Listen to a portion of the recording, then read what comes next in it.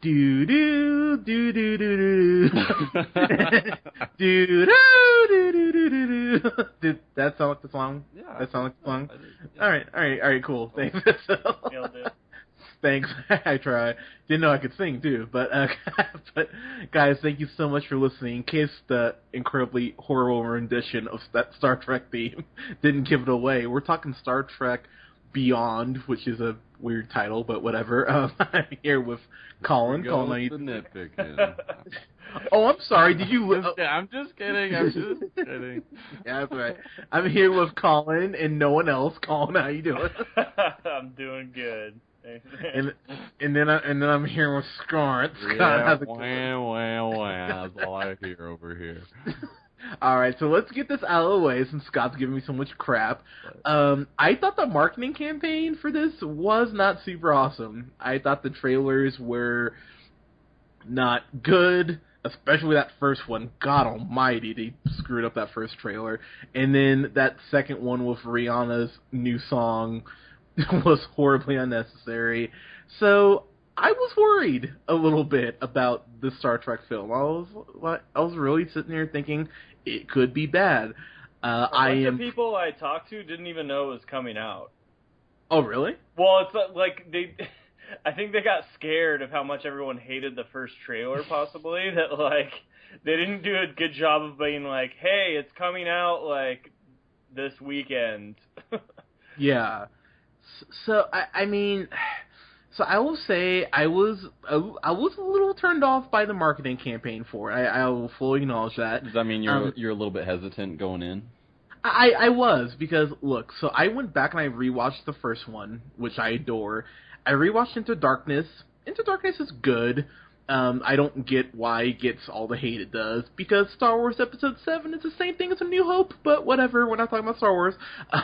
But I thought Zachary Quinto was his best in the last movie. I agree with that, actually. I thought I thought Into Darkness is a much better movie than people give it credit for. I think people... I'm sorry, is it Quinto or Quinto? Quinto. Okay. So with that said, going into this, I was hesitant, but I will be the first to admit, this was not bad, thankfully. This was not like Ghostbusters. This was actually a pretty damn good film. Scott, do you have like expectations going in, or? First off, you like Ghostbusters, so don't even. I gave Ghostbusters a C+. Okay, right? okay. Just saying. I didn't. Yeah. Colin gave the lowest grade out of all of us. Oh no, I don't know. But I didn't see this movie, so wait. Well, hold on, real quick. Who are you saying doesn't like Into Darkness? Because that's like 86% on Rotten Tomatoes and 90% user scores. Well, I will tell you, if you talk to a good amount of Trekkies, they are not fans of Into Darkness. They think it's a very shoddy remake of Wrath of Khan, which I personally disagree with. Again, but yeah, I don't know who these people are. I don't know, but well, believe me, because I got in arguments about this in my office, like this past week. Oh, so it's just people you work with. Yeah, so I mean, I didn't go and do a poll, Colin. I'm just telling you. Well, that, I'm saying there's a website that does do polls, and like it was rated pretty well. Well, according to the Hunter poll, Colin. I was just curious. That's all. I'm just sorry. Fair enough. I didn't mean to belittle who you were referencing. So no, it's fine. But keep in mind, I think American Hustle has like above an 80% of Rotten Tomatoes. So just because it's high on Rotten Tomatoes doesn't mean it's correct. But I don't know. I thought Into Darkness was good, but I will say I actually like this better than Into Darkness myself. Scott, your thoughts. Going into it, I had kind of high expectations. I didn't quite, wasn't as trepidatious about the trailers as you were necessarily, but kind of had high hopes going into it because I really liked the last two. I felt like they were continuing to step it up. I actually liked Into Darkness better than the first one. Really? Honestly, because of Zachary Quinto's performance, honestly, I think that's what really put me over the edge.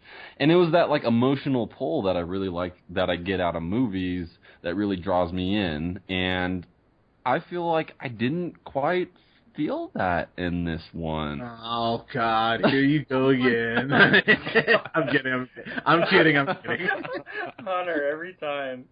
Everything I said, I was like, oh God. Yeah, it's like, why do I even have you on these reviews? Scott, why don't you agree more? God, leave your Midwestern values behind. We need to just only agree with Hunter, then he would have his perfect podcast. Basically. Yeah, I would go around the room and, yep, no, Hunter, I agree 100%. 100%. So, no, I mean, yeah, like I said, that's just kind of slightly getting into it. A little bit taken out of with the emotional aspect of it. So, it would be unfair of us to not mention, of course, and I'm Anton Yelkin, who played Chekhov. So him dying recently, it was very much like when I watched The Crow as a kid, and then my dad was like, "Wait, did you?" And then finding out Brandon Lee died during making the movie, and it's like, "Holy shit, really?" It was crazy to see Anton Yelkin as Chekhov here, who gets the most to do that he's had in these movies, thank God. And the thing that I actually appreciate, Scott, that bumped this up for me over Into Darkness was that the cast overall had more to do. Yeah, you get kind of secondary characters take the reins a little bit. Yeah, because Carl Urban, Dredd, God, Netflix love Dredd. Greenlight a Dredd sequel. Can we do like a revised Dredd review just so we can all watch that again? Actually, we should definitely do that. You guys, Netflix will bring back fucking Gilmore Girls, but they can't do a Dredd 2. Come on, guys. Like, Gilmore Girls. I'm just saying. There's nothing even funny about what you two are saying right now. Bring back Dredd. But anyways, so basically the Federation, or the Enterprise, pardon me, gets attacked because they get like a distress call from an alien race that says, "Hey, like I'm trapped out here," and they end up getting fucking just conned. I'm so funny, but in the I'm sorry, what was that? I don't know. I heard like there's some noise in the winds, maybe. But the movie does a really good job of. I don't know how much you guys. I mean, I would probably consider myself a Trekkie. This felt very much like an old school episode of the original series, and I mean that in the best way. Total episode movie, like total like very definitive, especially like you said, like very quintessential TV show episode for sure. And I gotta say, my two favorite characters this time around, Kirk. Second would be Spock. Bones. It has to be Bones. Is it Bones? Actually, it was played by Sophia Boutella, who played God, I'm gonna butcher her name, Jala in the movie, and I recognize her from Kingsman. And you didn't even see the movie. I didn't see the movie, and I know the two best characters are Scotty and Bones. All right, your ignorance aside, Colin, but so Scott, I think we can at least agree on this. That last Star Trek movie, Star Trek Into Darkness, when they had Alice Eve as RoboCop's daughter, they did nothing with her character. She was just there to be tits and ass. I love Alice Eve, but she had no purpose of being in that movie. This girl, they actually gave a backstory to. They actually developed her character. Her and Scotty's partnership, I think, is probably the strongest bond in the movie, and it's handled surprisingly well.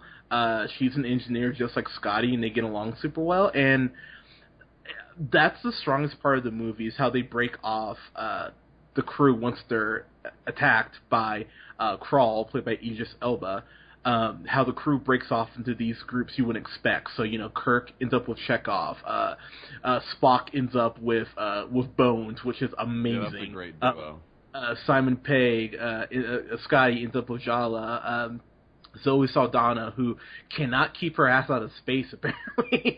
That's like all she does now. But Uhura, she ends up with Krall and Sulu, played by the wonderful John Cho. I love the way they broke up the crew, and then, of course, when they inevitably bring everyone back, it feels earned, and you feel like each character grew a little bit throughout the movie, which I really appreciated. Let me talk about Idris Elba, because it's Idris Elba, and the man is wonderful. Mr. Luther himself. How far into the movie did you tell that it was him? I had a pretty good feeling from jump, so like when you find out it's him, I wasn't really surprised. I actually appreciated what they kind of tied in as far as his character was concerned, like his backstory. I will say, sure. That was something that I thought was handled very well. And like we said, Idris Elba, he's been in so many good movies. I mean, outside outside of the Bourne movies, of course, he's an American Gangster. Pacific Rim. Of course. Yay! I wasn't even going to say Pacific Rim because I was waiting for you to say it. American Rim 3D. Yeah, he was in Pacific Rim 3D also. Pacific Rim, Rock and Roll, American Gangster. He was in Zootopia and Finding Dory. Yeah. Jungle Book. I mean, he's been he's all over the map. He was actually really good when he played that character Stacker Pentecost. That was his character's name in yeah. Rim. Yeah. Right. And then in Thor he was dope. Yeah, and then of course we remember him from Ghost Rider: Spirit of Vengeance. And I don't remember him from that. But he's going to be he's playing Roland in the Dark Tower, which alongside Matthew McConaughey, which is going to be awesome. Man, but he was in 28 Weeks Later too. Man, he's been in some great movies. Yeah, but then he was also in This Christmas, The Unborn, Takers, Girlfriends, the TV series. He was awesome when he was like that leader of those like giant robots too that fought those like monsters that kept what was coming that one movie? God, he was good in that. I don't know what it's called. I don't know, something to do with a rim job or something like that. Yeah. We'll remember it later. It's fine. Atlantic Rim, is that what it's called? I think that's it. Yeah, Indian Ocean Rim, something like that. I don't know. But I thought Idris Elba, though, I mean, considering his face is covered for like most of the movie, he like when he's pissed off and he's explaining why he's doing what he's doing, I was like, well, I get where you're coming from. Like, I don't agree, but I get it. And yeah, Idris Elba does a hell of a job. Chris Pine, I think this is the best he's been as Kirk. This is the most mythos they've tied in with Kirk, with him he's really so kind dreamy. I know, but you look into those baby blues and you're like, okay, Chris, whatever you say. But this is the best they've done with the character. Of course, I gotta give props. This movie was written primarily by Simon Pegg, who worked with another writer, Doug Jung, which I don't know who that is. Did you? Cool. Yeah. I gotta admit, I was able to tell that it was written by Simon Pegg. I could too. He was so much more involved in this movie than any of the other movies that it was like, oh, it makes sense that he was the writer. Not that it was like he put himself front and center on purpose, but he was very intricate to the entire storyline. And that I actually noticed while I was watching. I was like, oh yeah, this is written by Simon Pegg. I kind of lets me in a little bit on what he was thinking when he was writing certain lines and making certain relationships and connections and plot lines and things like that. So he definitely, and like you said before, a lot of these other secondary characters kind of get more of a chance to shine. So can I ask good. like the glaring, like the biggest question I have on my mind when I'm thinking about this movie? So what's the biggest difference about this movie from the previous two? Is now taking over the reins from Mr. Jumpin' Ship over to Star Wars, Mr. J.J. Abrams. Mm-hmm. We now have Justin Lin, Mr. Fast and Furious, So did you guys notice kind of like a big difference on the screen, or did J.J. Abrams still kind of have control of this movie? What did you think? Oh, Scott, I'll let you answer. Yeah, it seemed like a J.J. Abrams movie, honestly. I mean, it's especially like he does an amazing job with just the vastness of space and just like in describing it visually. But it wasn't really that kind of movie for that. It was like because they are deserted on a planet. There isn't a lot of that special effects that you would come to see in a lot of his movies, even though there is plenty of that in a lot of space action. But most of the movie is set on this planet, so I feel like Mr. Fast and the Furious probably was able to step in there and direct certain aspects that maybe that J.J. Abrams wasn't his forte, or I'm not sure. I couldn't really tell, to be honest with you. Like it seemed like a J.J. Abrams movie, especially with just like the magnitude of it. But it was hard for me to tell it the other way. Okay, nice. What do you think, Tanner? For me, it's funny, per the usual for tonight, apparently. I totally disagree with Scott. You know what, Hunter? You can just stick it. Yeah. Oh, here we go. Here we go.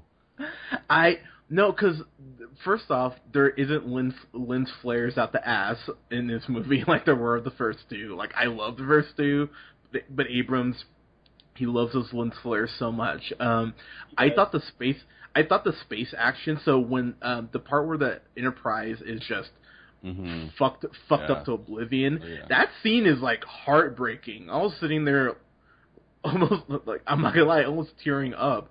So they're like, "What is happening?" Because when they're invaded, they are invaded. You see people flying into space. The ship, like the actual base of the ship is separated from itself. It's but that's totally Abrams, wouldn't you say? Wouldn't you say that that's like? No, it reminded me of the best. It reminded me very much of that scene in Fast 5 with the safe, where the car is like dragging the safe, and it felt like that energy with it. I think the first two Star Treks are very well directed, but there was just a new energy I felt like that there needed to be. There's probably like 200% more shifting in this movie. Like there's a lot of like close up like shifting scenes where you like foot to pedal and then like shift. And, like, was there a bunch of close ups on like women's asses? Oh yeah, definitely. Yeah, Justin Lin loves that shit. A lot of alien ass in this movie. Yeah, when the Enterprise was just like racing. yeah. There's just some alien chick in a thong, like dropping the flags, like, guys, race your spaceships. Yeah. That would have been awesome. I probably would have given this a better grade. Yeah, but honestly though, the film is so well done. Bones, Scott, I definitely agree with you on that. Carl Urban is probably the best he's been, because Spock is just pissing him off at so many points, and he's looking at Spock like, God, like, damn it, Jim, and like you can stay here. Yeah, you're welcome. That was good. Yeah, very nice. You know, better than your review, but we'll keep going. Oh. Boom! Had to get you back. So. All right. Good one. Sent to stun. Yeah. More burn. Yeah. Whatever. But this movie is so well directed, and there's so much I did enjoy about it. I think if I have a complaint, it does take a little while to get going, and while this is the best performance they've had for Kirk, they just haven't been able to flush the character out, I think, in the way that they've been able to flush Spock out, because Spock's arc in here is very emotional arc. They pay tribute to Leonard Nimoy. Rest in peace, good sir, because I fucking love Leonard Nimoy, and it made me tear up a little bit watching kind of the tribute that they all over this movie. But they did a good job paying a tribute to Nimoy and injecting it in a way that didn't feel forced. It felt very natural the way they kind of tied up his arc. What about Chekhov, dude? That guy died in real life. I know, and Leonard Nimoy died in real life too. Oh yeah, well that's yeah. Yeah, I was gonna say, like, did you what? But Chekhov, as I said earlier, he gets the most to do that he's had to do in any 3 movies, and he's just such a charming dude. It really was heartbreaking watching his performance because it's like, damn it, I'm not gonna get to see you play his character again. But it is a good send off for him with what he gets to do, and he's definitely utilized very well. Simon Pegg did a great job with the script. So, getting to my final thoughts here, I thought this was a really, really, really good Star Trek movie. Maybe if I hadn't just watched Into Darkness and the reboot, maybe I'd give a higher grade, but that first one is still the standard, even with everything this film got right. The first time, it just came together a little better, so I'm going to give this a B+ for this movie. Scott, your thoughts, sir? Yeah, I had some high expectations coming into this one, and that has a lot to do with my review and grade. But to be honest, I was disappointed. And I didn't come out of it going like, oh yeah, that was like the best Star Trek yet. I don't think it was. I think it's probably the worst one they've done, personally. Just based on, like, I feel like they didn't really try to draw me in emotionally to certain characters, and I could really pick up on the writing, and I feel like because there's probably had something to do with I did know that Simon Pegg was writing this, but I didn't remind myself until later when I looked through the credits that he did, and I kind of connected the dots. I don't know. I feel like they tried to be a lot more funny in this one, and most of the time that works, but I feel like, you know how you were saying Bones had a lot of one-liners, but I feel like they didn't all stick. I feel like some of them were really funny and perfect timing, and then I feel like some of them were just like they were put in there just to try to add some laughs. I don't know. I just walked away from this movie, from the theater, thinking I was a little disappointed, and it was not really the Star Trek that I wished it to be. I mean, they had great space scenes, and I think that's what I really love about Star Trek. I will totally agree with you. I was emotionally invested in the scene where they were just tearing the ship apart. But it was a little bit pieced together because I feel like I feel like there's probably hundreds, if not thousands, of people that man that ship, and I feel like most of them escaped, according to them, onto this planet, and when they were in the process of rescuing them, spoiler. There was only like 40 people or so, and it's like it seemed like there was a few like things that didn't quite match up. I don't know. I just had a feeling throughout that it was just. Okay, wait. I gotta correct you on that because ahead. they say at the point when they're beaming everyone up that they're beaming up 20 people at a time, and they showed the beam up at least 6 times. So I gotta call you on that. Okay, I guess I didn't really notice that. I mean, like, when they were showing them in captivity, it only looked like there was, like, 50 of them, maybe, or if they were, like... I don't know, it just seemed like that would be hard work to find all of these people across the planet. Anyway, it just kind of took me out of it. That's my point. It just kind of took me out of the movie a little bit, and...